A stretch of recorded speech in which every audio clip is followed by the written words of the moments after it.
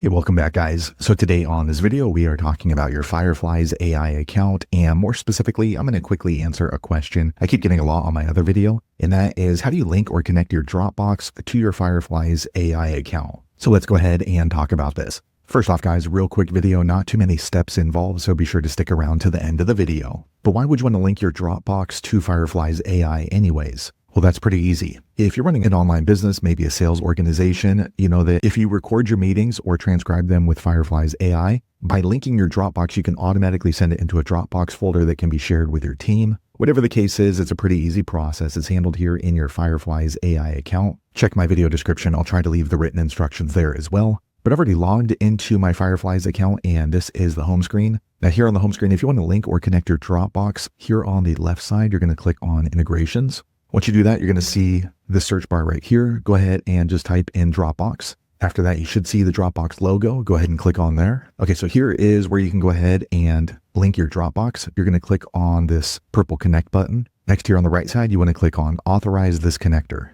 Okay, next Dropbox is going to open up a browser, and they're going to let you know Fireflies is trying to get access to your Dropbox. If you're okay with that, click on allow. Okay, next it jumps back over to the Fireflies account, and you want to click on this blue continue button. Okay, next you want to go ahead and choose the source folder. So this is going to be the folder where the uploaded audio video files are transcribed from. Okay, so once you've chosen the folder, go ahead and click on continue. Okay, next you want to go ahead and choose the folder inside your Dropbox where you want the meeting data, like the transcripts, recordings, summaries. Where are those going to be saved inside your Dropbox? Okay, once you've chosen, go ahead and click on continue. All right, next you want to see which one of these options you want to save. So do you want to save the transcripts, the recordings, and the summary? For me, I'm only going to do the transcripts and the summary. Once you've chosen, go ahead and click on continue.